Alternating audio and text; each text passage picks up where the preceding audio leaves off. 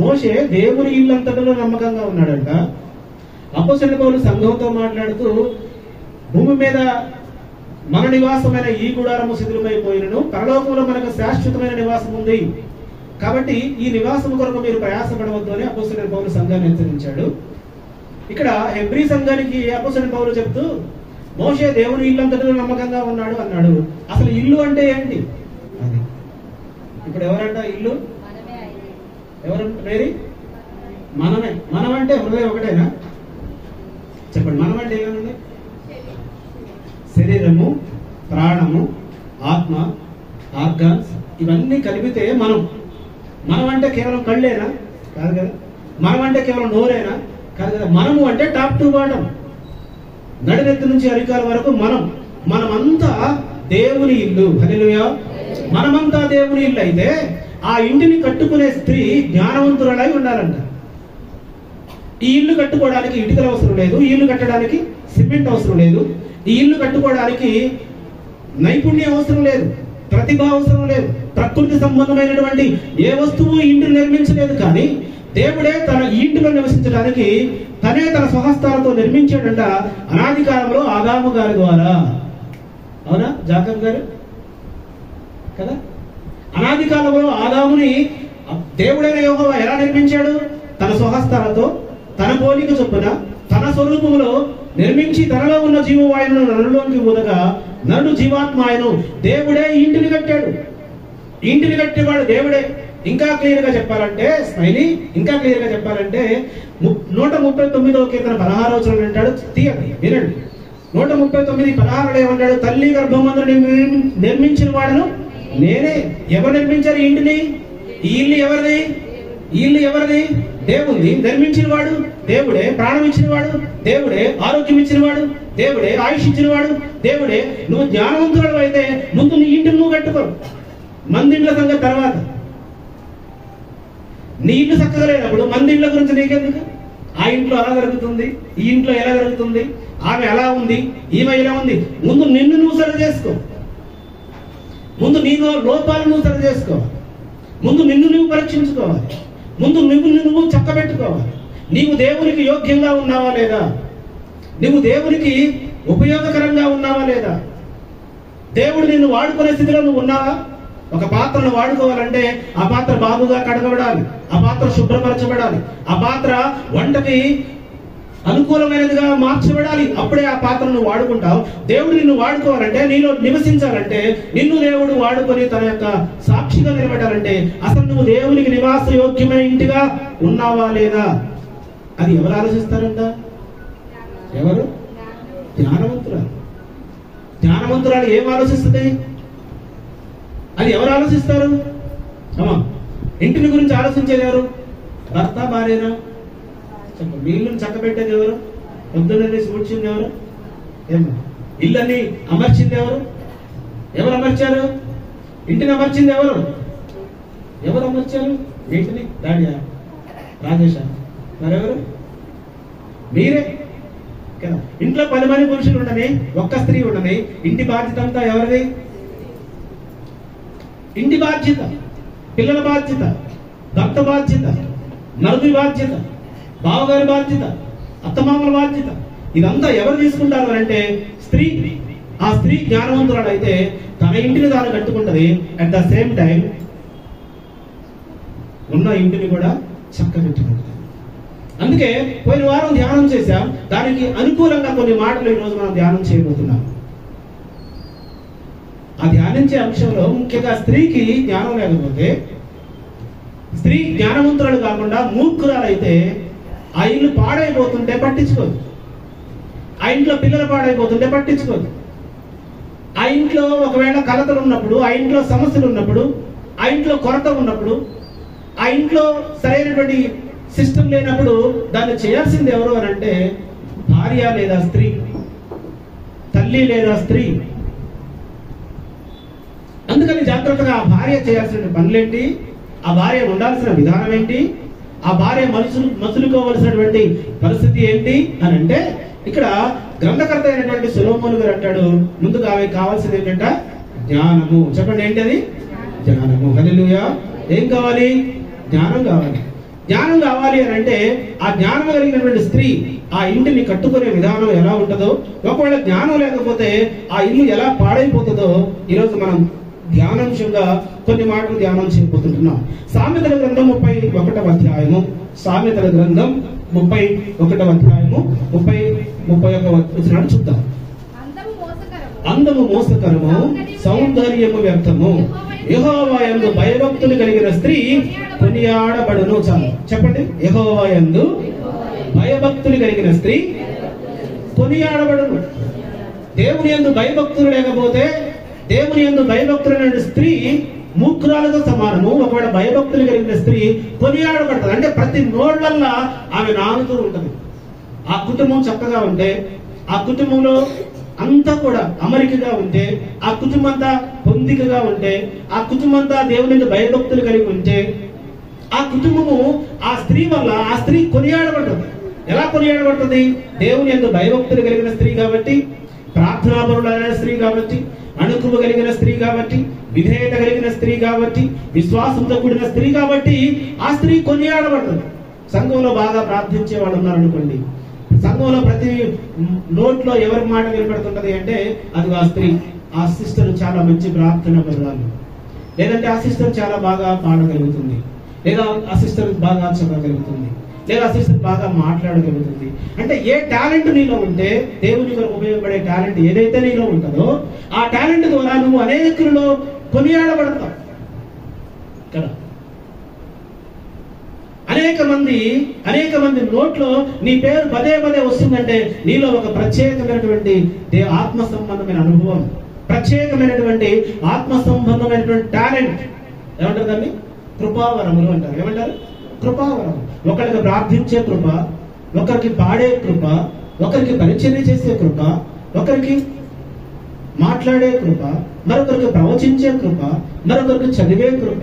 ఒక్కొక్క కృప, ఒక్కొక్క టాలెంట్ నీలో ఉంటే సంఘంలో నీ పేరు కొనియాడబడుతుంది. మాటి మాటికి నీ గురించి మాట్లాడుకోవాల్సి వస్తుంది. అందుకే ఈ లక్షణాలన్నీ కలిగిన స్త్రీకి ఒకే ఒక విషయం చెప్పాడు, ఆమె జ్ఞానవంతురాలై ఉండాలి. హల్లెలూయా. ఆమె జ్ఞానవంతురాలై ఉండాలి. అంత మాత్రమే కాదు, దేవుని యందు భయభక్తులు కలిగిన స్త్రీ అయి ఉండాలి. దేవుని యందు భయం లేకపోతే, దేవుని యందు భక్తి లేకపోతే, భయం ఉండి భక్తి లేకపోతే ప్రమాదం. భక్తి ఉండి భయం లేకపోయినా ప్రమాదమే.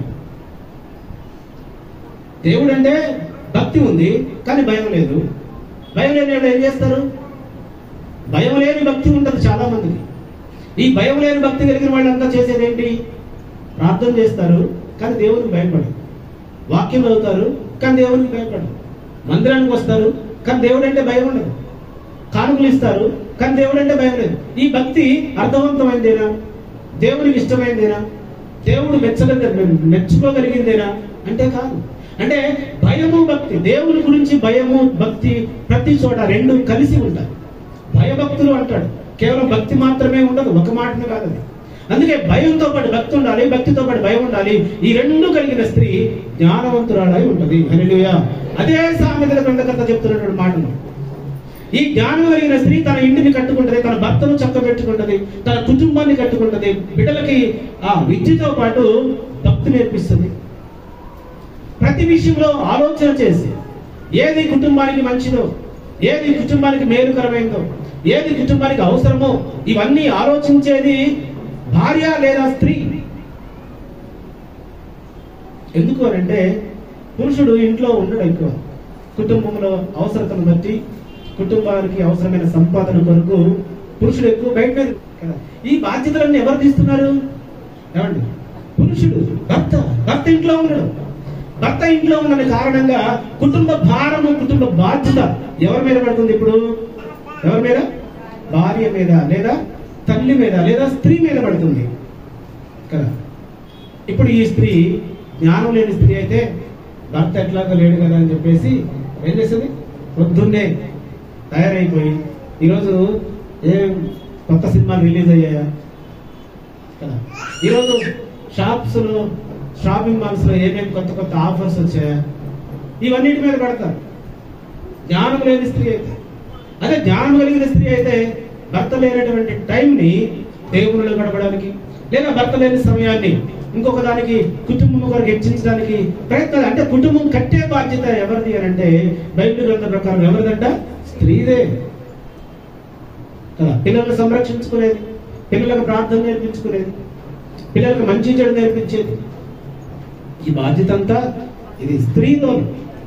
ఈ స్త్రీ ఎలా ఉండాలని చెప్తుందో బైబిల్ గ్రంథము, బైబిల్ గ్రంథంలో నుంచే కొన్ని మాటలు. కొలసీ సంఘానికి పౌలు గారు రాసినటువంటి కొలసీ పత్రిక 3వ అధ్యాయం, కొలసీ పత్రిక 3వ అధ్యాయము 18వ వాక్యాన్ని చూద్దాం. మీ భర్తలకు విధేయులై ఉండుడి,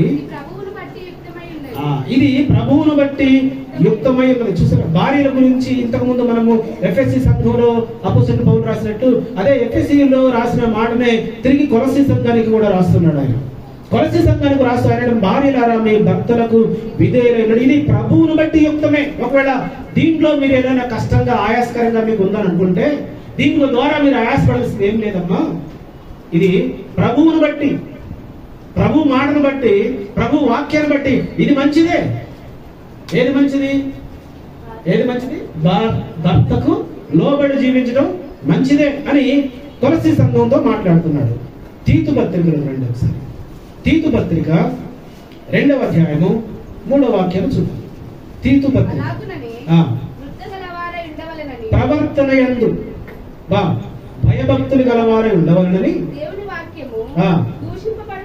దేవుని వాక్యము దూషింపబడకుండానట్లు యవ్వన స్త్రీలు తమ భర్తలకు లోబడి ఉండి తమ భర్తలకు శిష్యులను ప్రేమించువారును స్వస్థ బుద్ధి గలవారును పవిత్రులను ఇంట ఉండి పనిచేసుకుని వారును మంచి వారినై ఉండవలనని బుద్ధి చెప్పుచు మంచి ఉపదేశము చేయవారినై ఉండవలనని బోధించుము. తీతు గారితో మాట్లాడుతున్నాడు పౌలు గారు. తీతు ఎవరంటే పౌలు గారి యొక్క శిష్యుడు. ఈ శిష్యుడితో పౌలు గారు ఉత్తరం రాస్తూ సంఘంలో యవ్వన స్త్రీలకి ఈ మాటలు చెప్పు, సంఘంలో ఉన్నటువంటి స్త్రీలకి ఈ మాటలు చెప్పు, వృద్ధులకి ఈ మాటలు చెప్పు. వృద్ధులు ఎలా ఉండకూడదంట? కొండెకత్తలై ఉండకూడదు వృద్ధులు. వాస్తవానికైతే వృద్ధ స్త్రీలు ఇంట్లో బాధ్యతలు తీరిపోతాయి కాబట్టి పిల్లలు పెళ్లిళ్ళు అయిపోతాయి, వృద్ధాప్యంలోకి వచ్చేస్తారు, ఏ బాధ్యత ఉండదు, కొడుకు కోడలు తీసుకొచ్చి పెట్టింది ఏదో తిని ఉంటారు. కాబట్టి ఇదిగో ఈ స్త్రీలు కొండలు చెప్పడానికి అవకాశం ఉంది. కొండెగత్తలై తిరుగులాడుతున్న స్త్రీలు ఒకవేళ సంఘంలో ఉంటే వాళ్ళకి జాగ్రత్తగా చెప్పు. తీతు గారితో మాట్లాడతారు, జాగ్రత్తగా వాళ్ళకి చెప్పు. ఏమని చెప్పమంటారంటే చాలా మంది కొండెగత్తలై మిగులు మద్యపానాసక్తులై ఉండక ప్రవర్తన యందు భయభక్తులు గలవారై ఉండవలనని దేవుని యొక్క వాక్యము దూషింపబడకుండానట్లు వాళ్ళకి నేర్పించు. మీరంట వృద్ధ స్త్రీలు ఎవరైనా ఉంటే, కొండెకత్తలై ఉంటే, మద్యపానాసక్తులై ఉంటే వారిని బట్టి దేవుని వాక్యము దూషించబడుతుంది.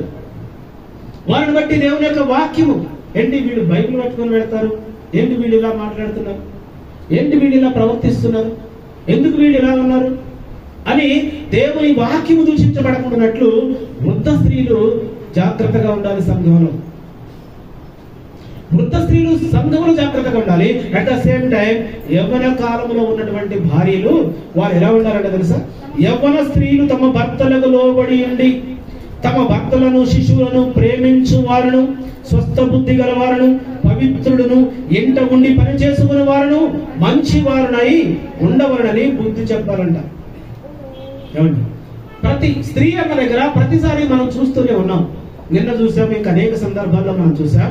స్త్రీల గురించి, వాళ్ళ యొక్క బిహేవియర్ గురించి, స్త్రీల గురించి వాళ్ళ యొక్క క్యారెక్టర్ గురించి, స్త్రీల గురించి వాళ్ళ యొక్క యాటిట్యూడ్ గురించి రాయబడిన ప్రతిసారి దేవుడు మనకు ఒక రాయించిన మాట ఏంటంటే వారు లోబడి ఉండాల్సిందే. అందుకే జ్ఞానులతో సహవాసం చేయటం ఇంపార్టెంట్.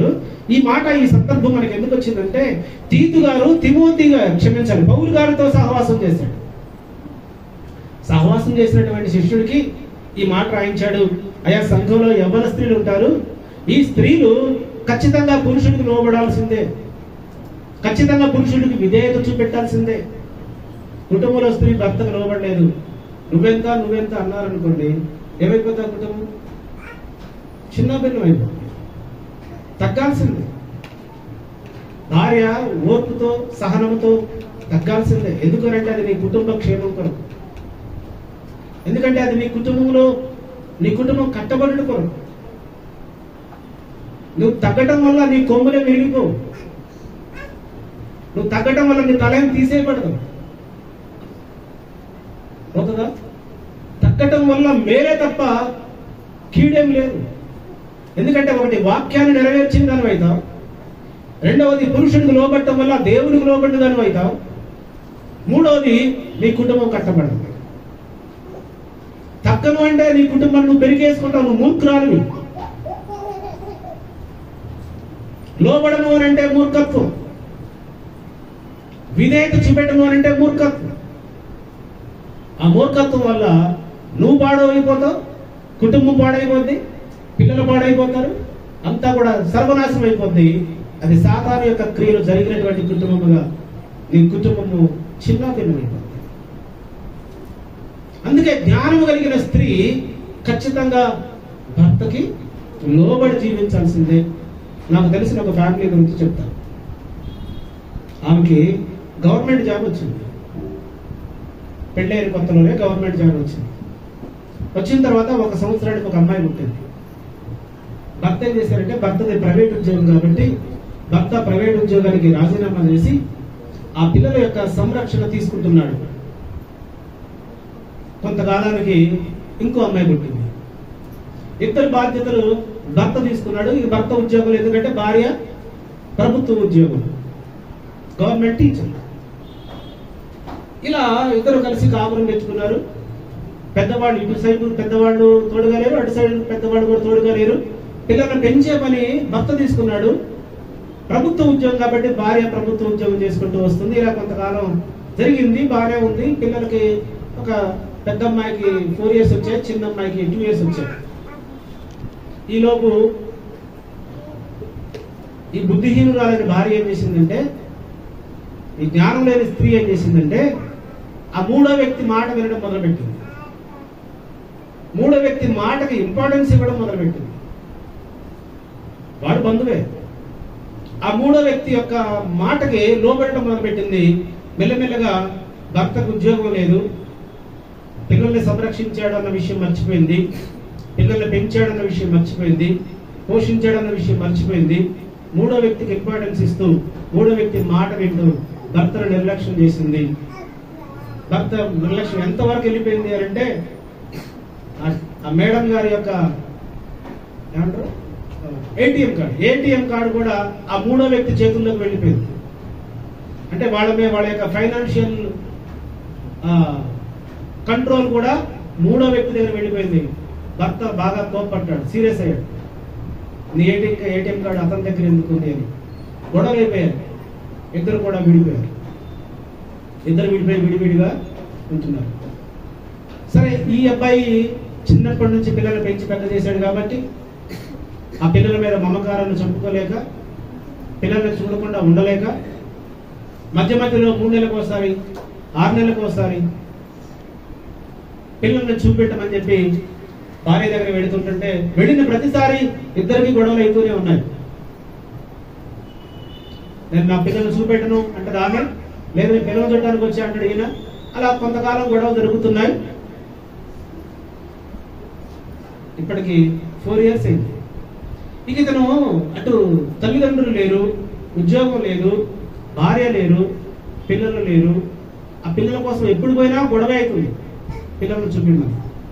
మూర్ఖురాలు తన ఇంటిని ఎలా పెరిగి వేసుకుంటుందో మీరు వినాలి. లోబడినటువంటి స్త్రీ, గర్విష్ఠురాలైన స్త్రీ తన కుటుంబాన్ని ఎలా పాడు చేసుకుంటుందో ఇది ఒక ఎగ్జాంపుల్ అనమాట. మన కళ్ళ ముందు ఉన్నటువంటి ఒక ఎగ్జాంపుల్. పిల్లల కోసం వెళ్ళిన ప్రతిసారి గొడవ అయిపోయింది. స్కూల్కి వెళితే స్కూల్లో టీచర్ చెప్పింది, వాడు వస్తే మీరు చూపించి, నేను ఫీజు కడుతున్నా కాబట్టి నాదే హక్కు, నేను చెప్పినోడికే చూపించాల. స్కూల్ కాడికి వెళ్తే పిల్లలను చూడట్లేదు, ఇంటికి వస్తే పిల్లలను చూపించట్లేదు, పుట్టింటికి వస్తే పోలీసులు పెట్టి అతన్ని చూడలేకుండా చేసి, ఇలా చాలా సఫర్ అయ్యాడు ఆయన. భార్య మాట్లాడలేదు, పిల్లల దగ్గర లేరు, తల్లిదండ్రులు వృద్ధాప్యంలోకి వెళ్ళిపోయారు. ఇక ఎవరు లేరు పాపం, ఒక్కడే ఆ ఇంట్లో ఉంటూ కరెక్ట్గా ఒక 6-7 months టైంలో మిడ్నైట్ ఆయనకి ఆలోచించి బ్రెయిన్ స్ట్రోక్ వచ్చేసింది. పెద్ద ఏజ్ ఏం కాదు, 40 years అంతే. MA/BD చదువుకున్న క్యాండిడేట్ అయినా, మంచి క్రైస్తవ భక్తి కలిగిన కుటుంబంలో పుట్టి పెరిగిన వాడు. మూర్ఖురాలైన భార్య మన జీవితంలోకి వస్తే, కుటుంబంలో ఉంటే ఆ కుటుంబం ఎలా పాడైందో ఇదొక మంచి ఎగ్జాంపుల్, ఇదొక లైవ్ ఎగ్జాంపుల్, కట్టుకథలు కాదు. అతను ఒక్కడే ఉన్నాడు పాపం. రాత్రి మిడ్నైట్ స్ట్రోక్ వచ్చింది, బ్రెయిన్ స్ట్రోక్. వాళ్ళ తమ్ముడికో అన్నకో ఫోన్ చేస్తే వాళ్ళు వచ్చి హాస్పిటల్ తీసుకొని వెళ్ళేసరికి హాస్పిటల్లో అడ్మిట్ అయితే దాదాపు 3 months హాస్పిటల్లో ఉన్నాడు. ఈ 3 months లో ఎన్నోసార్లు పిల్లల్ని చూడాలని డాక్టర్ గారు చెప్పారంట. తన పిల్లల్ని తను తీసుకొచ్చి చూపెడితే ఆయన కొంచెం కోలుకునే అవకాశం ఉందంటే భార్య చూపిలేదు. అతనికి ఆ బ్లీడింగ్ లోపల బ్లీడింగ్ ఎక్కువైపోయి అది పెరాలసిస్ గా మారింది. కాలు చేయి పనిచేయడం మానేసింది. అమ్మాయి, నీ భర్త పరిస్థితి ఇలా ఉంది, హాస్పిటల్లో ట్రీట్మెంట్ కి కూడా డబ్బులు లేని పరిస్థితి ఉంది. వాడంటే నీ పిల్లలు పెంచడానికే కదా వాడు ఉద్యోగాన్ని రిజైన్ చేశాడు. నువ్వైతే ఉద్యోగం చేసుకుంటూ హ్యాపీగానే ఉన్నావు. కనీసం కొంత డబ్బు అయినా వాడికి సహాయం చేస్తే వాడు ట్రీట్మెంట్ కానీ ఉపయోగపడతాయనంటే, నాకు సంబంధమే లేదు, అసలు నేను ఇవ్వను అని చెప్పి ఆ ఖర్చు ట్రీట్మెంట్ కూడా పిల్లలు చూపించలేదు. ఇప్పుడు ఆయన పరిస్థితి ఏంటంటే చావుకు బతుకు మధ్యలో కొట్టుమిట్టాడుతున్నాడు. పరిచయం చేసేవాడు లేరు, ఆదరించేవాడు. తల్లి వృద్ధాప్యం ఉంది, తండ్రి చనిపోయాడు. పురుషునికి భార్య రోలు చాలా ప్రధానమైంది. అందుకే నరుడు ఒంటరిగా ఉంటుంది మంచిది కాదని దేవుడే చెప్పాడు, మనుషులు చెప్పలే. పురుషుడు ఒంటరిగా ఉంటే వాడు బతకలేడు. పురుషునికి ఒక ఆదరణ కావాలి. పురుషునికి భార్య గురించి ఏమి రాశారు తెలుసా బైబిల్లో? సాటి అయిన సహాయము అని రాశారు. పురుషునికి ఎవరైనా ఒక సహాయకురాలు ఉందా అంటే అది తల్లి కాదు, అది చెల్లి కాదు, అది అక్క కాదు, అది ఎవ్వరు కాదు, ఓన్లీ భార్యనే. అందుకే భార్య రోలు పురుషునికి అంత ప్రధానమైంది. అందుకే భార్య గురించి సాటి అయిన సహకారి అన్నాడు. పురుషునికి సాటి అయింది ఎవరు అంటే స్త్రీయే, భార్యే. ఆ భార్య జ్ఞానవంతురాలు కాకపోతే, ఆ భార్య, మా ఊర్లో మా చెల్లి ఉంది, నేను చాలా గర్వంగా చెప్పుకుంటాను. చిన్నప్పుడే చదువుకోలేదు, స్కూల్కి వెళ్ళలేదు. మా చెల్లి స్కూల్కి వెళ్ళలేదు. కానీ ఆ అమ్మాయి ఒక అతన్ని మ్యారేజ్ చేసుకొని ఆ అమ్మాయి సొంతంగా నేర్చుకుంది, ABCD నేర్చుకొని అక్షరం నేర్చుకొని బైబిల్ చదవడం నేర్చుకుంది. ఫస్ట్ నేర్చుకుందామా బైబిల్ చదవడం. బైబిల్ చదవడం వచ్చిన తర్వాత యోహాను సువార్త మొత్తం అప్పచెప్పింది. ఒక ఫారినర్స్ వస్తే యోహాను సువార్త మొత్తం అప్పచెప్పింది. తర్వాత ఆ అమ్మాయిని ఎవరు ప్రోత్సహించారు? నువ్వు ఎగ్జామ్స్ రాయమ్మా, పాస్ అవుతావు. ఆ అమ్మాయి డైరెక్ట్ గా 10th క్లాస్కి ఓపెన్ 10th కి ఎగ్జామ్ కట్టి 10th క్లాస్ పాస్ అయిపోయి 10th క్లాస్ పాస్ అయిన తర్వాత ANM ట్రైనింగ్ చేసి ఎగ్జామ్ రాసి పాస్ అయిపోయి ఇప్పుడు మా ఊర్లో ప్రభుత్వ ఉద్యోగం చేస్తుంది. ఆయన స్కూల్కి వెళ్ళలే. ఇప్పుడు చెప్పండి, జ్ఞానవంతురాలు ఏం చేస్తుంది, మూర్ఖురాలు ఏం చేస్తుంది? భర్త చదువు లేదు, అత్తమామలు చదువు లేదు, తల్లిదండ్రులు చదువు లేదు. తన కడుపును పుట్టిన పిల్లల దగ్గర నేర్చుకుంది ఆయన ABCD. బైబిల్లో నేర్చుకుంది, మంచి ప్రార్థన పరులు అనిపించుకుంది, సంఘంలో మంచి సాక్ష్యం సంపాదించింది, తన కుటుంబాన్ని కట్టుకుంది. పెద్ద అమ్మాయి ఇంజనీరింగ్ అయిపోయింది, ఇప్పుడు ఏదో జాబ్ ట్రై చేస్తుంది. చిన్న అమ్మాయిది కూడా ఇంజనీరింగ్ అయిపోయింది. ఇద్దరు కూడా ఉద్యోగ ప్రయత్నాల్లో ఉన్నారు. పిల్లలు ఇద్దరు ఆడపిల్లలు.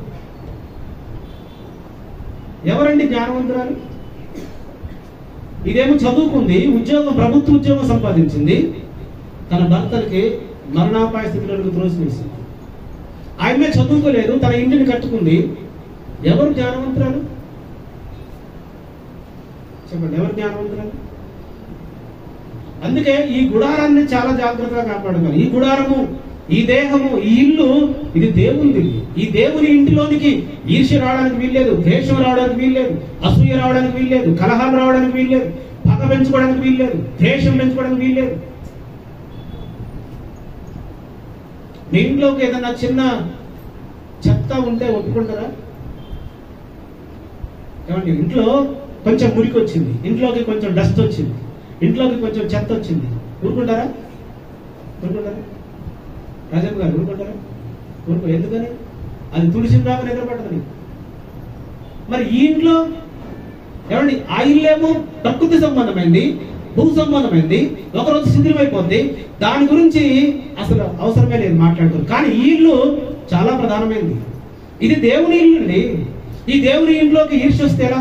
ఈ దేవుని ఇంట్లోనికి కోపం వస్తే ఎలా? ఈ దేవుని ఇంట్లోకి రావడం సహజమే, కానీ వస్తే ఒకవేళ సూర్యాస్తమయంలోపు దాన్ని పారద్వారాలు లేని వాక్యం చెప్తుంది కదా. ఈ దేవుని ఇంటిలో ఎవరు శుభ్రపరచాలి? ఈ దేవుని ఇంటిని ఎవరు బాగు చేయాలి? ఈ దేవుని ఇంటిని ఎవరు క్రమపరచాలి? ఈ దేవుని ఇంటిని ఎవరు బాగు చేయాలి? ఎవరు కట్టాలి దీన్ని అని అంటే ఎవరి ఇంటిని వారే కట్టుకోవాలి, ఎవరి ఇంటిని వారే శుభ్రపరచుకోవాలి. ఎందుకంటే నీ మనసులో ఉన్నది నాకు తెలియదు కదా. నీ మనసు ఎలా ఉందో ఎవరో తెలుస్తుంది. అందుకే ఎవడైనా దేవుని ఆలయమును పాడు చేసిన ఎడల దేవుడు వారిని కూడా పాడు చేస్తాడు. ఏది దేవుని ఆలయం? ఇదా? ఇది కాదు. ఇది దేవుని ఆలయం, ఇది దేవుని ఇల్లు. కాబట్టి ఈ ఇంటిని జాగ్రత్తగా కాపాడుకోవాలి. కాపాడుకోవాలంటే కావాలి జ్ఞానం. ఇంటిని కాపాడుకోవాలంటే కావాల్సిందేంటి? జ్ఞానం.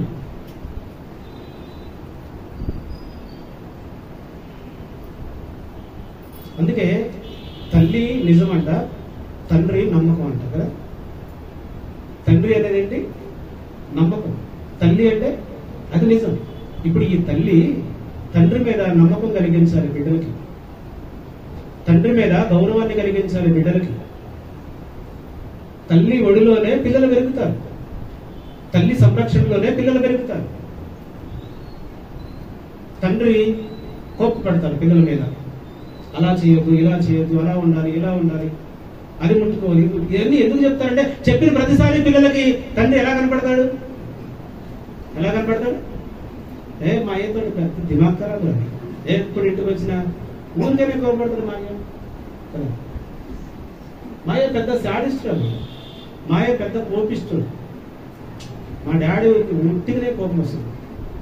అయితే పిల్లలు కోపపడడం సహజమే, కానీ ఆ కోపంలో న్యాయం ఉందని, ఆ కోపంలో ప్రేమ ఉందని, ఆ కోపంలో నీ కెరీర్ డెవలప్ అవుతుందని ఎవరు నేర్పించాలి పిల్లలకి అంటే తండ్రి నేర్పించాలి. ఎందుకంటే తండ్రి ఎప్పుడు ఉండడు పిల్లలతో. తండ్రి గద్దిస్తాడు, తల్లి సపోర్ట్ చేస్తుంది. తండ్రి దండిస్తాడు, తల్లి సపోర్ట్ చేస్తుంది. సపోర్ట్ చేసే తల్లి ఏం నేర్పించాలి పిల్లలకి? మీ డాడీ నీ మీద కోప్పడేది నీ మంచి కొరకే, మీ డాడీ నిన్ను గద్దించేది నీ క్షేమం కొరకే, మీ డాడీ నిన్ను గద్దించేది, దండించేది, హెచ్చరించేది అంతా కూడా నువ్వు బాగుపడటం కొరకే అని వాళ్ళల్లో ఉన్న ద్వేషాన్ని ప్రేమగా మార్చాల్సింది ఎవరు? జ్ఞానవంతురాలు తన ఇల్లు కట్టుకుంటారు. అంతేరా మీ అయ్య ఎప్పుడంతే? బయట అన్ని లోపల పెట్టుకొని వస్తాడు, ఎప్పుడు మీ అయ్య అంతేరా అని వాళ్ళకి సపోర్ట్ చేస్తే అప్పుడు ఏమైపోతాడు? చివరికి తండ్రి ఒక్కడో అయిపోతాడు, కుటుంబంలో ఉన్న వాళ్ళందరూ ఒకసారి అయిపోతారు, ఒక్కడైపోతాడు కుటుంబంలో. అందుకే కావాలి స్త్రీకి జ్ఞానం.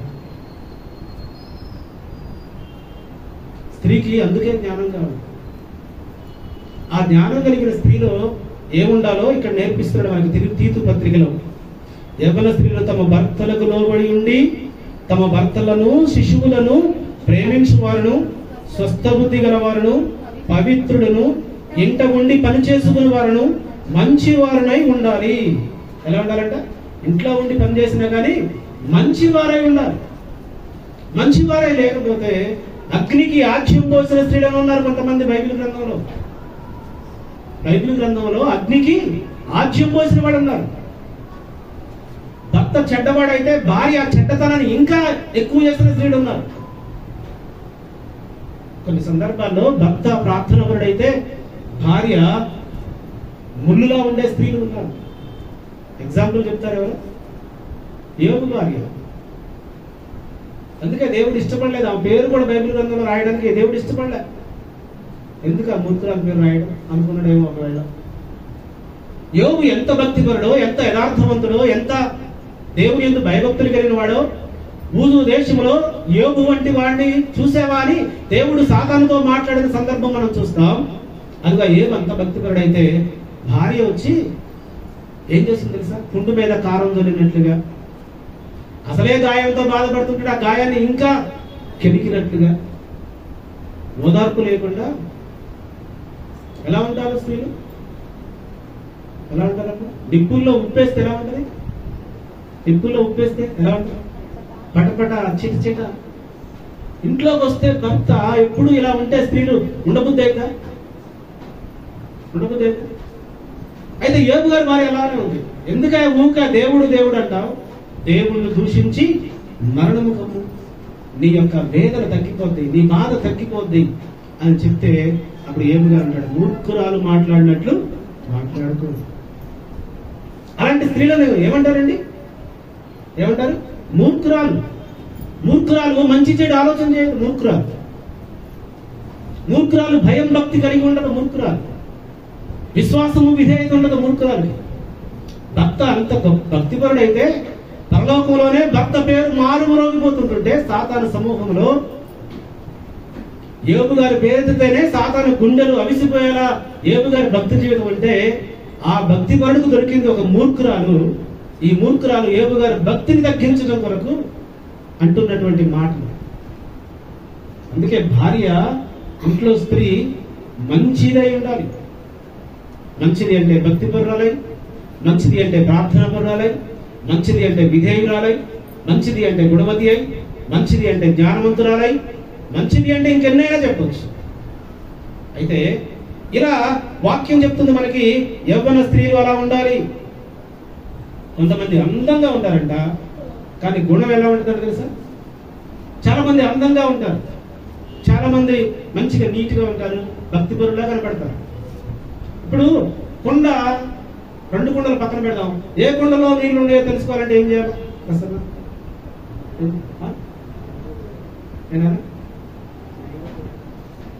కుండలో నీళ్లు ఉన్నాయో లేవో తెలుసుకోవాలంటే కొట్టి చూడాలి.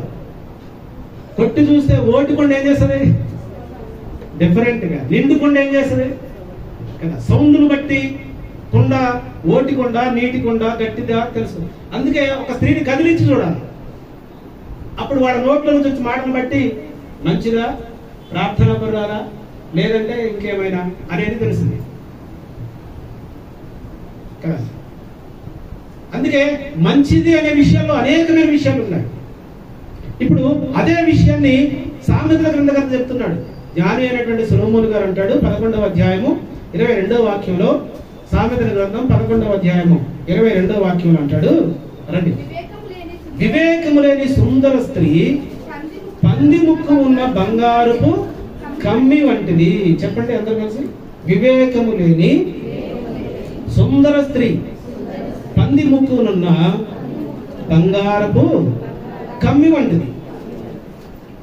ఇప్పుడు గుణం, అందమైన భార్య ఉంది, గుణం బాలేదు, పద్ధతులు బాలేవు, మాట తీరు బాలేదు, ప్రవర్తన బాలేదు, కానీ అందానికి అందం ఉంది. కానీ ఆ స్త్రీ ఏమైతే పందికి బంగారపు కమ్మి తగిలించాం ముక్కుకి. ఈ ముక్కు తీసుకుని ఏడబెడుతుంది, ఏడబెడుతుంది. అది తినేది అశుద్ధం. అది పంది అశుద్ధమైనది తింటది, విసర్జించింది తింటది పంది. ముక్కు తీసుకెళ్లి దాంట్లో పెడితే ఈ బంగారం కూడా ఎక్కడికి వెళ్తుంది? ఎంత భయంకరంగా రాసింది కదా. బైబిల్లో వర్ణిస్తే మీకు అంత బాధ అవుతుంది. దేవుడు ఎంత వేదనతో ఈ మాట రాసి ఉంటాడు తెలుసా? ఎంత బాధతో ఈ మాట రాసి ఉంటాడు. అందుకే ఒక సంఘంలో ఒక దేవుని యందు భయభక్తులు స్త్రీ ఎలా ఉండాలో తిమోతికి రాసిన పత్రికలో అపోస్తలుడు పౌలు చెప్తాడు కదా. పంది ముక్కునున్న బంగారు కమ్మిలా కాకుండా సంఘంలో స్త్రీ అణుకువయు స్వస్థ బుద్ధి. తీసారా? తిమోతి మొదటి పత్రిక 2వ అధ్యాయము 10వ వాక్యం. దైవభక్తి గలవారం అని చెప్పుకున్న స్త్రీలకు తగినట్లుగా సత్క్రియల చేత తమ్మును తాము అలంకరించుకోవలను. స్త్రీలు మౌనముగా ఉండవలసి ఉండి సంపూర్ణ విధేయతతో నేర్చుకునవలను. స్త్రీ మౌనముగా ఉండవలసినదే గాని ఉపదేశించుటకైనను పురుషుని మీద అధికారము చేయుటకైనను ఆమెకు సెలవు లేదు. అబ్రహం గారు వింటున్నారా? దైవభక్తి కలిగిన స్త్రీకి ఉండాల్సిన లక్షణాలు చెప్తున్నాడు ఇక్కడ. దైవభక్తి కలిగిన స్త్రీ ఎలా ఉంటుందంటే తెలుసా? అణుకవయు, స్వస్థ బుద్ధియు, తర్వాత సత్క్రియల చేత తమ్మును తాము అలంకరించుకొనవలెను, మౌనంగా ఉండవలెను, సంపూర్ణ విధేయతతో నేర్చుకొనవలెను, మౌనముగా ఉండి ఉండవలసినదే గాని ఉపదేశించుటకలను, పురుషుని మీద అధికారము చేయుటకలను కదా. పురుషుని మీద ఒంటి కాలుతో లేస్తారు చాలా మంది స్త్రీలు. ఇంట్లో ఏదైనా గొడవైనప్పుడు ఎలా వస్తారు? మీదికి వస్తారట్లా ఒంటి కాలు మీద లేస్తారు. నేనే కరెక్ట్, నాదే కరెక్ట్, నేనే కరెక్ట్ అని, నా మాటే వినాలి అని. ఇక్కడ బైబిల్ అలా సెలవేయట్లేదండి. నువ్వు జ్ఞానవంతురాలమే ఉండొచ్చు, నీకు ఒక మంచి అభిప్రాయం కలిగే ఉండొచ్చు, నీకు మంచి జ్ఞానమే ఉండి ఉండొచ్చు, నీకు చాలా విషయం తెలిసి ఉండొచ్చు, కానీ చెప్పే విధానము భర్తను కూర్చోబెట్టి భర్త అనుమతితో భర్తకు అర్థమయ్యేలాగా చెప్పి, అది భర్తకు లోబడడం అంటే నీకు జ్ఞానం ఉందని, అందం ఉందని, ఐశ్వర్యం ఉందని, ఉద్యోగం ఉందని, వ్యాపారం ఉందని, డబ్బు ఉందని, హోదా ఉందని, రాజుగారి కుమార్తెవని నువ్వు నచ్చినట్టుగా భర్త దగ్గర ఉంటే కుదరదు. నువ్వు నిజంగా దైవభక్తి కలిగిన దానివైతే ముందుగా అణుకు ఉండాలి, దైవభక్తి కలిగిన దానివైతే ముందుగా స్వస్థ బుద్ధి ఉండాలి, దైవభక్తి కలిగిన వారి దానివైతే ముందుగా లోబడాలి, దైవభక్తి కలిగిన దానివైతే ముందుగా నీవు సంపూర్ణ విధేయత నీలో ఉండాలి. విధేయత, ఒబీడియన్స్.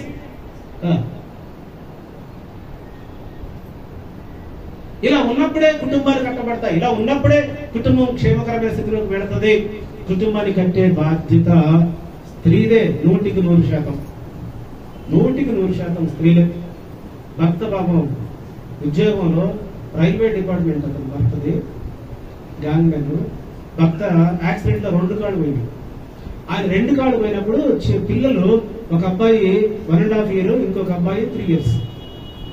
ఆ టైంలో భర్త చెప్పాడంట భార్యకి, అమ్మా నా 2 కాళ్ళు పోయినాయి, నేను ఉద్యోగానికి పనికిరాను, సో నాకు కొంత గవర్నమెంట్ కాంపెన్సేషన్ ఇస్తుంది, అది తీసుకొని నువ్వు పిల్లల్ని తీసుకొని పుట్టింటికి వెళ్ళి నువ్వు ఇంకొక వివాహం చేసుకొని ఈ పిల్లల్ని పెంచి పెద్ద చేయి, నాకు పెన్షన్ వస్తుంది, నా పెన్షన్తో నేను ఒక హెల్పర్ని పెట్టుకుంటా, నేను బ్రతుకుతా అని చెప్పాడంట. చెప్తే ఆ భార్య ఆ పిల్లలు అందరూ కలిసి ఇంటర్వ్యూకి వచ్చారు. ఎంత చక్కటి మాటలు భార్య చెప్పింది తెలుసా? ఆ భార్య చెప్పింది, ఏమండి 2 కాళ్ళు లేకపోయినా నా భర్తవే, 2 కాళ్ళు ఉన్నా నా భర్తవే. నేను ఆ రోజే పెళ్లి రోజే డిసైడ్ అయ్యాం కదా, ఆ రోజే అగ్నిసాక్షిగా ప్రమాణం చేసేది. ఐదవ చేస్తారు కదా అగ్నిసాక్షిగా, అంటే వాళ్ళు అగ్నిసాక్షిగా చేసిన ప్రమాణాలకు వినిపిస్తున్నారు, కానీ నేను సంఘంలో బైబిల్ మీద సేవకుల దగ్గర చేసిన ప్రమాణాలకి ఏ ఒక్కరు వినిపించట్లేదు. అసలు చాలా మందికి ఆ ప్రమాణాలు మర్చిపోయారు. ఆ ఉద్యోగస్తురాలైన మూర్ఖురాలకి ఆ రోజు ప్రమాణం గుర్తుంటే అలా చేసేదా? ఈ అన్యురాలైనటువంటి ఈ భార్య అగ్ని సాక్షిగా ప్రమాణం చేశాను, నేను నిన్ను విడవను అని.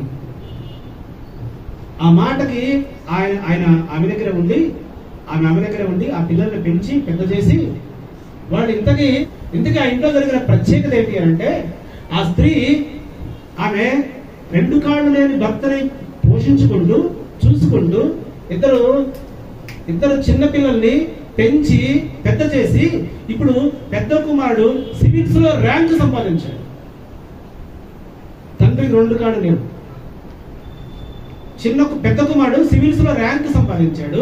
తల్లి భర్తని సంరక్షించుకుంటూ పిల్లల్ని పోషించుకుంటూ కుటుంబాన్ని చక్కబెట్టుకుంటూ ఈ తల్లి ఒక వ్యాపారం ప్రారంభించింది.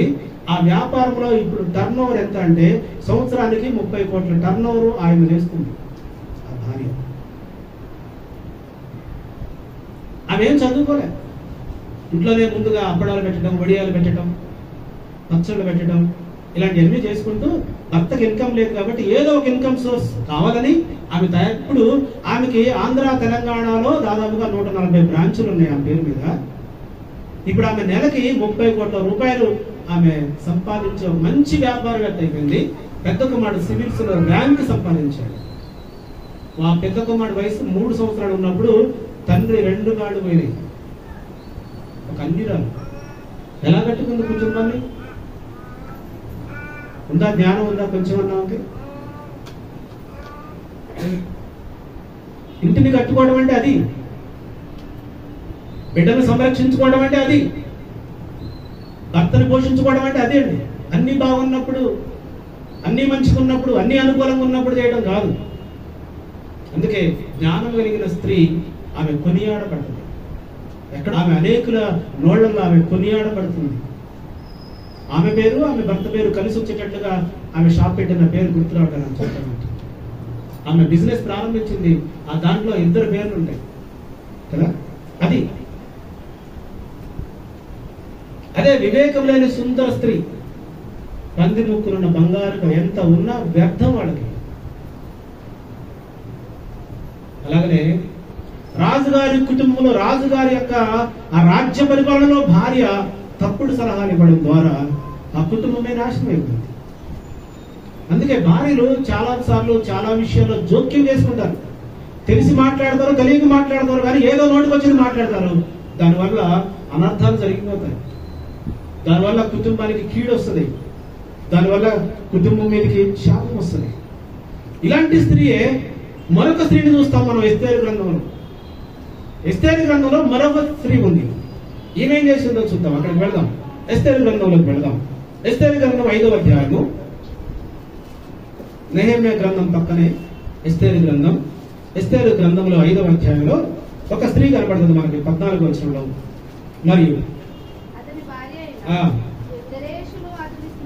అతని భార్య పేరేంటమ్మా? జెరేషు. చెప్పండి, ఏం పేరమ్మా? జెరేషు. ఈ జెరేషు అనేటువంటి భార్య ఎవరికి భార్య అంటే హామాను గారి యొక్క భార్య. జెరేషు ఎవరి భార్య? హామాను. చెప్పండి, ఎవరి భార్య? హామాను గారి భార్య. ఈ హామాను గారి భార్య ఏం చేస్తుంది అని అంటే, ఒకరోజు హామాను గారి ఇంటికి వెళ్లి భార్యను పిలిపించుకొని, స్నేహితులు పిలిపించుకొని తనకు జరిగిన విషయాలన్నీ చెప్పాడు. చెప్పిన తర్వాత భార్య ఏమంటుంది అంటే, జెరేష్ అంటుంది స్నేహితులతో కలిసి, 50 మూరల ఎత్తు గల ఒక ఉరి కొయ్య చేయించుము, దాని మీద మొర్దెకై ఉరి తీయబడినట్లు రేపు నీ రాజ్యములో రాజుతో మనవి చేయుము. తర్వాత నీవు సంతోషముగా రాజుతో కూడా విందునకు సంతోషముతో విందునకు నీవు పోదుము అని చెప్పేసి ఎవరితో చెప్తున్నారు? జెరేషు అనబడిన భార్య హామాను అనబడిన భర్తతో చెప్తుంది. ఏమని చెప్తుంది? ఏం ఫికర్ చేయకుండా, విజయం నీదే.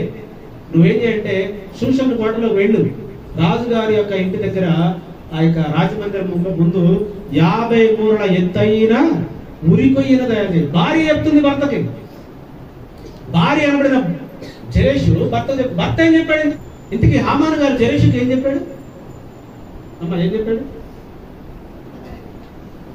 నాకు తెలియదు పాస్టర్ గారు, నన్ను ఏం అడుగుతున్నాడు. జెరేషు భార్యకి హామాను ఏం చెప్పాడు? ఏం చెప్పాడంటే, షూషను కోటలో ఒకడు ఉన్నాడు, వాడు యూదుడు, అందరూ నాకు వంగి వంగి దండాలు పెడతారు, కానీ వీడు మాత్రం నాకు దండమే పెట్టట్లేదు. వీడు అసలు నన్ను కేర్ చేయట్లేదమ్మా. ఏం చేద్దాం చెప్పు? ఏమనంటే నేను యూదుడిని అంటాడు, నేను నా దేవుని తప్ప ఎవరికి మొక్కకూడదు. మరి అదే యూదుడు నాకు దండం పెడుతున్నా, వీడికి వచ్చిన బాధ ఏంటి? వీడు ఎడారిలో వయాసిస్. వీడు ఈయన ఎవరంటే మనలాగా నామకార్థ భక్తి చేసేవాడు కాదు, మనలా పేరుకు క్రైస్తవుడు కాదు. ఈయన యూదుడు, నిష్ఠాగరిష్ట కలిగిన యూదుడు. ఈ యూదుడు దేవుని తప్ప మరి ఎవరికి నమస్కారం చేయకూడదని వారి గ్రంథాలలో ఉంది. ఆ గ్రంథంలో ఉన్న దాని ప్రకారము హామాను కాదు, రాజుగారు వచ్చినా కానీ నమస్కారం చేయట్లేదు. హామాను అటు తిరుగుతుండు, ఇటు తిరుగుతుండు, అందరూ వంగి దండాలు పెడుతున్నారు. మొర్దెకై మాత్రం వంగకయు నమస్కరించకయుండుటయు హామాను చూసి వాడు హృదయంలో వీడి సంగతి ఎలా చేయాలా అని ఆలోచన చేస్తుండు. ఈ ఆలోచన భార్యతో పంచుకున్నాడు. అమ్మాయి షూషను కోటలో అందరూ నాకు భయపెడుతున్నారు, అందరూ నాకు దండం పెడుతున్నారు, అందరూ నా దగ్గర వంగుతున్నారు, కానీ ఒకడున్నాడు, వాడు మాత్రం వంగట్లేదు. అమ్మాయి చెప్పు, ఏం చేద్దాం చెప్పు? ఏం చేయడం ఏంటండి? వెళ్ళి ముందు 50 మూరల ఎత్తైనటువంటి ఉరికొయ్యను తయారు చేయి. నువ్వు రాజుగారు విందుకు పిలిచారు కదా, ఆ విందు భోజనానికి నువ్వు వెళ్ళు, తర్వాత ఆడి సంగతి అదే జరిగిందని చెప్పేసి భార్య జెరేషు భర్తకి తప్పుడు సలహా ఇచ్చింది. భార్య భర్తలకి చాలా మంచి సలహాలు ఇవ్వాలి, ప్రార్థనాపూర్వకమైన సలహాలు ఇవ్వాలి, ప్రార్థనాపూర్వకంగా మాట్లాడాలి. ఏదైనా సమస్య వచ్చినప్పుడు భార్యాభర్తలు కలిసి కూర్చొని మాట్లాడుకునేటప్పుడు కదా తప్పుడు సలహాలు ఇస్తే భార్యలు ఆ కుటుంబము నాశనం అయిపోతుంది. ఈ వెళ్ళింది చెప్పింది 50 మూరలు ఎత్తైన ఉరికొయ్యను తయారు చేయండి అని చెప్పింది. వెళ్ళాడు హామాను గారు ఉరికొయ్యను తయారు. వాస్తవానికి ఇందులో మొర్దెకైని చంపాలని వీళ్ళ ఉద్దేశం. ఆ ఉరికొయ్య మీద మొర్దెకై దేహం వేలాడబడాలి. నాకు నమస్కరించిన వాడు, నాకు వంగని వాడు, నాకు లొంగని వాడు, నా మాట వినని వాడు నా రాజ్యంలో ఉండుడియా అని వాడు అహంకారంతో ఊగిపోయి 50 మూరలు ఎత్తైన ఉరికొయ్యను తయారు చేపిస్తే భార్య మాట విని చివరికి ఆ ఉరికొయ్యకి వాడే వేలాడబడాల్సి వచ్చింది. పోనీ భార్య 3 మూరలు ఎత్తైన ఉరికొయ్య తయారు చేయాలంటే 3 మూరలు ఎత్తుడానికి ఉరివేస్తే కొంచెం కాళ్ళన్న గిలిగిన కొట్టుకునేటి కదమ్మా. ఒకేసారి 50 మూరలు ఎత్తైంది అంటే వాళ్ళ మనసులు ఎలాంటివి, వాళ్ళ మనసులో ఉన్న పగ. అందుకే ఎవడు తవ్విన గోతిలో వాడే పెడతాడు. ఎవడు ఏది విత్తుతామో అదే కోస్తాం. బైబిల్ గ్రంథంలో ఊరికే ఏ మాట రాయబడలే. నువ్వు మేలు చేస్తే నీకు మేలు కలిగింది, నువ్వు కీడు చేస్తే ఆ కీడు నీ వెంటే తిరిగి వస్తుంది. అందుకే మంచి ఆలోచన చేసే వారిగా ఉండాలి, మంచి ఉద్దేశాలు కలిగిన వారిగా ఉండాలి. ఈ భార్య భర్తకు తప్పుడు సలహా ఇచ్చి 50 మూరలు ఎత్తైన చేయమని చేశారు. చివరికి రాజుగారు హామానుకి ఉరి స్తంభాన్ని ఏర్పాటు చేశారు. హామాను ఏ హామాను అయితే ఉరికొయ్యల దగ్గర నిలబడి తయారు చేయించుకున్నాడో అదే హామాను ఆ ఉరికొయ్యకి వేలాడదీయబడ్డాడు. ఏమైంది ఇప్పుడు భార్య గారు చేసినటువంటి సలహా? అక్కడ ఆహాబుకు తప్పుడు సలహా ఇచ్చింది భార్య యెజబెలు. ఆ సలహాకి ఆమెనే బలైపోయింది. దేవుని ఉగ్రత వాళ్ళ మీదకి వచ్చింది, వాళ్ళ కుటుంబం మీదకి వచ్చింది. కానీ బైబిల్ గ్రంథంలో ఒక నీతిమంతురాలని భార్య ఉంది, దేవుని భయభక్తులు కలిగిన స్త్రీ ఒక ఆమె ఉంది. ఆమె కూడా తన భర్తకి ఒక మంచి సలహా ఇచ్చింది. చూద్దామా పరిశుద్ధ లేఖనాల నుంచి మత్తయి సువార్త 27వ అధ్యాయము, మత్తయి సువార్త 27వ అధ్యాయము 19వ వాక్యాలు చూద్దాం. మత్తయి సువార్త 27వ అధ్యాయము 19వ వాక్యం. అతను న్యాయపీఠం మీద కూర్చుండి ఉన్నప్పుడు అతని భార్య చెప్తుందండి, పిలాతు భార్య. చెప్పండి ఎవరి భార్య? పిలాతు గారి భార్య. అతను న్యాయపీఠం మీద కూర్చుని ఉన్నప్పుడు ఆ నీతిమంతుని జోలికి పోవద్దు, ఈ పొద్దు ఆయన గురించి నేను కలలో మిక్కిలి బాధపడుతుని అని అతని యొద్దకు వర్తమానము పంపెను. హల్లెలూయా, హల్లెలూయా. ఈయనకి అధికారం ఉంది, హోదా ఉంది, అంగబలం ఉంది, అర్ధబలం ఉంది. యేసుక్రీస్తును శిక్షించడానికే పిలాతును అక్కడ పిలిపించారు. గవర్నర్గా ప్రత్యేకమైనటువంటి అధికారం ఇచ్చి పిలిపించారు. వాస్తవానికి యేసుక్రీస్తుకు ఉరిశిక్ష విధించాలంటే అక్కడ ప్రభుత్వానికి అధికారం లేదు. ఎందుకు లేదు? ఆయన యూదుడు. ఇట్లనే ఆనాటి కాలంలో పవర్ఫుల్ కలిగినటువంటి ప్రభుత్వం ఏంటంటే రోమా ప్రభుత్వం. రోమీయులను ఎవరు శిక్షించడానికి వీల్లేదు, యూదులను ఎవరు శిక్షించడానికి వీల్లేదు. యేసుక్రీస్తును శిక్షించడానికి పొంతు పిలాతుకి ప్రత్యేకమైనటువంటి అధికారాలు ఇచ్చి యెరూషలేముకు పిలిపించారు. స్పెషల్ గవర్నర్ గా పిలిపించారు. కేవలం ఆయన వచ్చింది ఎందుకంటే యేసుక్రీస్తు యొక్క న్యాయ విచారణ చేసి ఆయన మీద శిక్ష విధించడం కొరకే ఆయన వచ్చింది. ఆయన భార్యకి ఆ రోజు రాత్రి కళ వచ్చిందంట. ఏమొచ్చిందంట? ఆయన నీతిమంతుడు, హల్లెలూయా, ఆయన యథార్థవంతుడు, ఆయన జోలికి నువ్వు పోవద్దు. ఆయన జోలికి నువ్వు వెళ్తే ఆ శాపం మన మీద, మన పిల్లల మీద ఉంటదని ఒక గుణవతి అనే భార్య, ఒక జ్ఞానం కలిగినటువంటి భార్య ఏమాత్రం ఆలస్యం చేయకుండా తీర్పు జరగడానికి ముందే వర్తమానం పంపించింది భర్త దగ్గరికి. కలగా మర్చిపోతే ఏమయ్యేది? కలగా మర్చిపోతే, కళ ఏదో భ్రమ అనుకుంటే, కళ ఏదో వచ్చింది అని వదిలేస్తే ఏమైపోయేది? జరిగిపోయే తప్పు. చరిత్రహీనుడిగా పిలాతు మిగిలిపోయేవాడు. కానీ ఆ పిలాతు భార్య మాట అంగీకరించి, ఇదిగో యేసుక్రీస్తును శిక్షించడానికి ఆయన నాకు ఏ నేరము కనబడట్లేదు, ఆయన్ని మీరే చేసుకోండి అని పళ్ళెంలో చేతులు కడుక్కొని యేసుక్రీస్తుని వాళ్ళకి అప్పగించాడు. యేసుక్రీస్తు ఎలా తప్పించాలా అని ప్రయాసపడ్డాడు. కానీ అవకాశం దొరకట్లా. ప్రజలందరూ యేసుక్రీస్తుని సిలువ వేయండి అని అరుస్తూ ఉన్నారు. ఏం చేయాలో అర్థం కాలే. ఈ లోపు భార్య దగ్గర నుంచి వర్తమానం వచ్చింది, ఆయన నీతిమంతుడు, ఆయన జోలికి నువ్వు పోకు. రాత్రి నేను కలలో ఆయన గురించి నేను విన్నాను. ఒక భార్య ఒక భర్తకి ఇచ్చే సలహా, గుణవతి అయిన భార్య, జ్ఞానం కలిగిన భార్య, కదా, దైవభక్తి కలిగిన భార్య. ఆయన చెప్పినట్లుగానే, ఆమె భార్య చెప్పినట్లుగానే భర్త యేసుక్రీస్తు మీద నేరం మోపకుండా, యేసుక్రీస్తుకు తీర్పు తీర్చకుండా, నేనైతే ఏ తీర్పు లేని విషయంలో తీర్చట్లేదు, ఇదిగో మీరే ఏమైనా చేసుకోండి. అయితే చివరికి ఒక ఆప్షన్ ఉంది. పస్కా పండుగ ఉందిగా, రేపు 26 జనవరి ఉందిగా, 15 ఆగస్టు ఉందిగా. ఈ 15 ఆగస్టు రోజు కొంతమంది సత్ప్రవర్తన కలిగిన ఖైదీలను విడుదల చేయడానికి గవర్నర్ గారికి అధికారం ఉంది. నా ప్రత్యేకమైన అధికారాన్ని ఉపయోగించి యేసుక్రీస్తుని విడుదల చేయబోతున్నా, అయితే మీకు ఎవరు కావాలో కోరుకోండి అని అడిగారు సమాజాన్ని. అడిగితే వాళ్ళు అన్నారు, మాకు బరబ్బాని విడుదల చేయండి, యేసుక్రీస్తుని సిలువ వేయండి, సిలువ వేయండి అని అరిచారు. చివరికి అక్కడ రాయడం మాట ఏంటంటే, వారి కేకలే గెలిచెను, వారి కేకలే గెలిచారు. పిలాతు చేతులు కడుక్కొని ఆ నీతిమంతుడికి ఏ తీర్పు తీర్చకుండా, ఏ శిక్ష విధించకుండా చేతులు కడుక్కొని క్రీస్తుని వాళ్ళకి అప్పగించేశాడు. ఉదయం 9 గంటల ప్రాంతంలో. భార్య భర్తకి మేలైనదిగా ఉండాలి. భార్య మేలుకరంగా, అందుకే భార్య దొరికిన వారికి మేలు దొరికింది.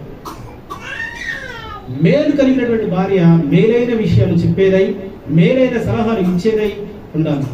అలా ఉన్నప్పుడే ఆ కుటుంబం కట్టబడుతుంది. అలా ఉన్నప్పుడే ఆ కుటుంబం అంతా క్షేమంగా ఉండగలుగుతుంది. అందుకే మన ఇంటిని మనం కట్టుకునే ప్రయత్నం మనం చేయాలి. ఈ ఇల్లు శాశ్వతమైన ఇల్లు కాదు. ఇది భౌతిక సంబంధమైందే, ప్రకృతి సంబంధమైందే, లౌకిక సంబంధమైందే. కానీ ఈ ఇంటిలో దేవుడు నివసించాలని ఇష్టపడుతున్నాడు. దేవుడు నివసించాలని ఇష్టపడుతున్న ఈ ఇంటిని కట్టుకునే బాధ్యత నీది, నాది. భూ సంబంధం ఇంటిని కట్టే బాధ్యత భార్యది, అట్ ద సేమ్ టైం భర్తది. ఫస్ట్ పాత్ర భార్యది అయితే సెకండ్ రోల్ భర్తది. కాబట్టి భార్యకి కుటుంబంలో ఎంత ప్రాధాన్యత ఉందో, భార్య కుటుంబాన్ని కట్టే విషయంలో, భార్య కుటుంబాన్ని చక్కబెట్టుకునే విషయంలో, భార్య కుటుంబాన్ని దేవునికి నివాసయోగ్యమైన ఇంటిగా మలిచే విషయంలో ఎంత గొప్ప బాధ్యత భార్యకు ఉందో, జ్ఞానం ఉంటే, బైబిల్ గ్రంథం చదివితే జ్ఞానయుక్తమైన మాటల ద్వారా మన యొక్క జ్ఞానము పెంపొందించబడుతుంది. ఆ జ్ఞానయుక్తమైన మాటలు బైబిల్ గ్రంథంలోనే అనేకమైన విషయాలు రాయబడ్డాయి. ఇంకా లోకంలోకి వెళ్ళి నువ్వు ఇంటిని కట్టుకోవడానికి కొత్తగా ఏదో తెలుసుకోవాల్సిన అవసరం లేదు, కొత్తగా ఎక్కడో చదవాల్సిన అవసరం లేదు. లేఖనాలలో ఉన్న విషయాలు చదివి నేర్చుకుంటే చాలు. మన ఇంటిని, మన కుటుంబాన్ని మనం ఎలా కట్టుకోవాలో, మన జ్ఞానాన్ని మనం ఎలా పెంపొందించుకోవాలో పరిశుద్ధాత్మ దేవుడు మనందరికీ దయచేయును గాక.